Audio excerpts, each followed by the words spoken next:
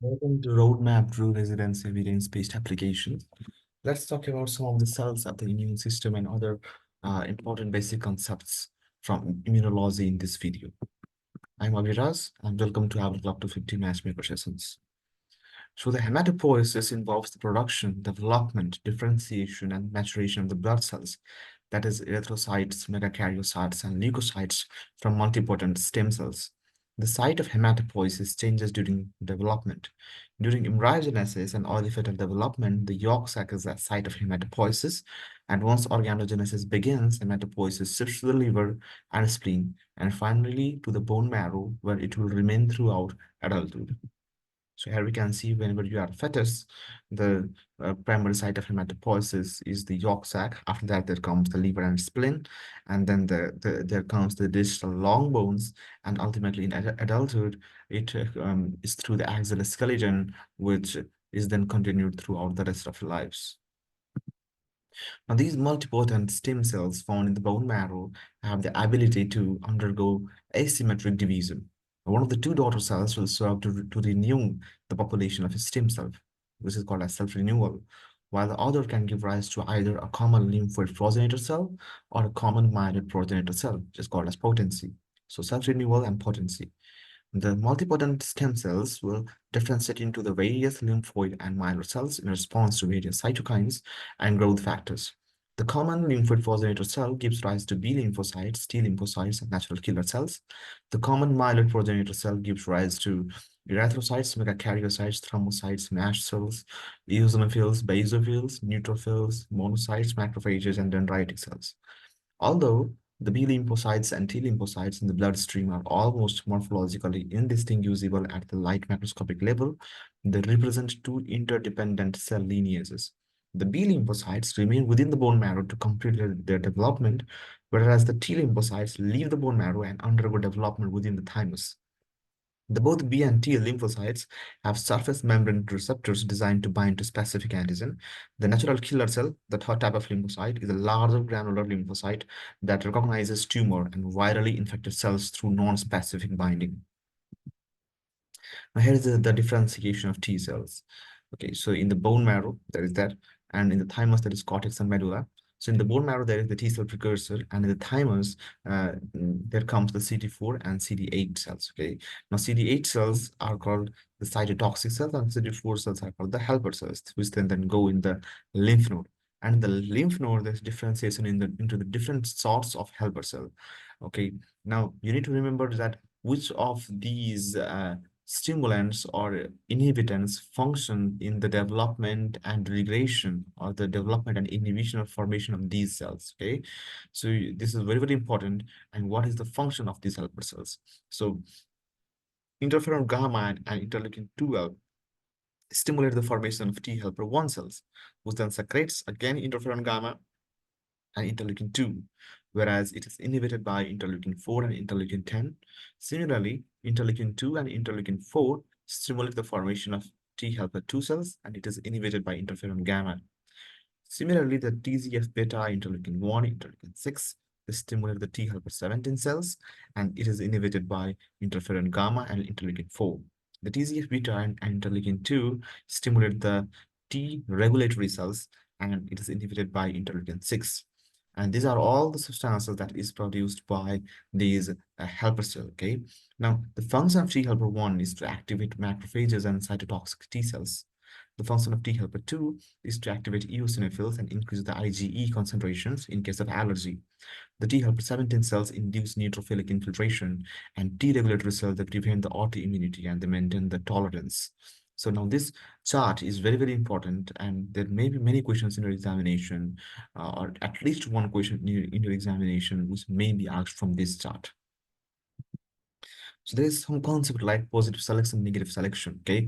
Now we have seen that the B lymphocytes stay in the bone marrow for the maturation, whereas the T lymphocytes they travel to the thymus for the maturation. Now the positive selection occurs in the thymic cortex.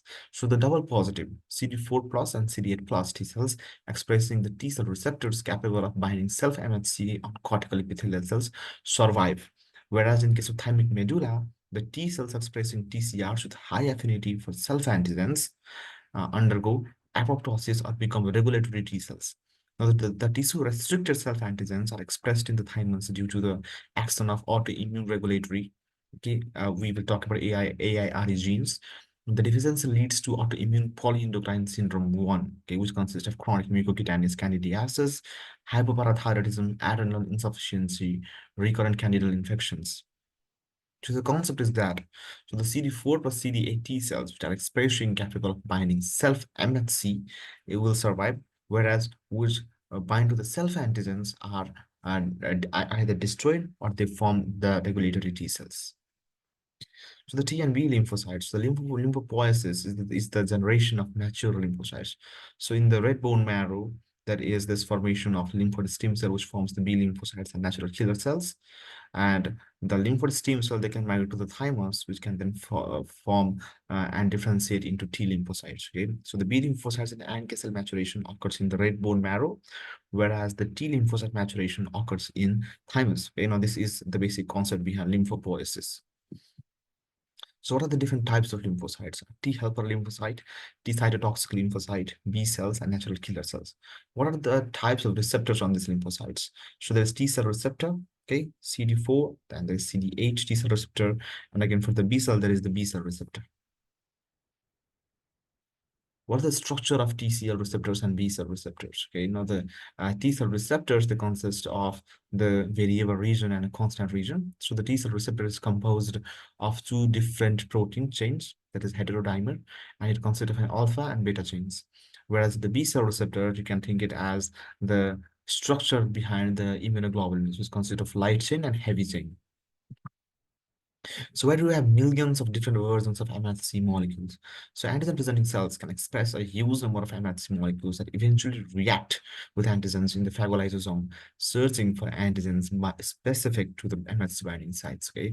Because we have different number of antigens, we need different versions of MHC molecules. So activation of T lymphocytes, so whenever there's bacteria, the infection by bacteria, it is processed. Okay, it is processed and it gets bind up to MHC2 molecule. And these go and attach to the T cell receptor, and there is activation of T helper lymphocyte.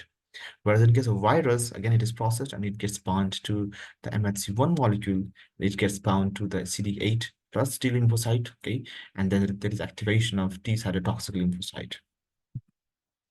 So talking about interferons. So interferon alpha, interferon beta, interferon gamma, they are part of an innate host defense.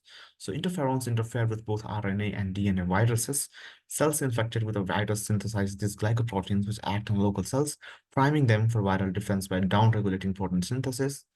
Um, so the clinical use is that in case of chronic SBB virus, hepatitis B virus, sarcoma, here is the leukemia, condyloma acuminatum. These interferons take place in the immunity towards these pathogens. The adverse effect is like flu-like symptoms, depression, neutropenia, myopathy, and interferon-induced autoimmunity. Now, the blood stem cell, they can either proliferate into myeloid stem cell, which can form red blood cells or platelets, and which can form a myeloblast, which can again go to form neutrophil, basophil, and eosinophil, or this blood stem cell can go to form lymphoid stem cell. Okay, now the lymphoid stem cell can form the lymphoblast, which can either differentiate into B lymphocyte, which can form plasma cells and memory cells, or it can form T lymphocyte, which can form the T helper and suppressor cell, as well as the natural killer cells. So PPD test, which is also called as the purified protein derivative test. So there is injection of tuberculin protein under the skin. The memory Th1 cells are activated and they secrete interferon gamma. And then they activate the skin macrophages, which will cause localized skin swelling, redness if there is prior TB exposure. If there is no exposure, there is no memory T cells, so there will be no reaction. And it is an example of delayed type hypersensitivity reaction. Let's talk about super antigens. So the typical antigen response is less than 1% of T cells. The super antigen consists of 2 to 20% of T cells. So there is huge release of cytokines by the super antigens, which especially release interferon gamma and interleukin-2 from Th1 cells. There's massive vasodilation and shock. So the super antigens called toxic shock syndrome, which is generally caused by Staph aureus. So Staph aureus consists of super antigen, toxic shock syndrome toxin 1, strep pyogenes, and also pyrogenic enterotoxin A. So AIR genes, or also called as autoimmune regulatory genes, are the genes responsible for the expression of self-antigens. Mutations lead to autoimmune diseases, and the clinical consequences are recurrent candida infections, chronic mucocutaneous candidiasis, hypoparathyroidism, or adrenal insufficiency. So polyendocrine immunodeficiency sort of syndrome. So the monocytes and macrophages, they synthesize inflammatory cytokines and have pro-inflammatory activity during the SIRS phase of sepsis. They also demonstrate the reduced inflammation and endotoxin tolerance during the CARS phase of sepsis. The neutrophils, they increase in the number during sepsis. The natural killer cells, they also exhibit the increased cytotoxicity during the phase of the sepsis. The dendritic cells, they decrease the antigen presentation to immune cells during the sepsis, whereas the T cells, they increase the cellular apoptosis during the sepsis, and they produce immune suppressing T regulatory cells. Thank you for watching. Keep studying hard.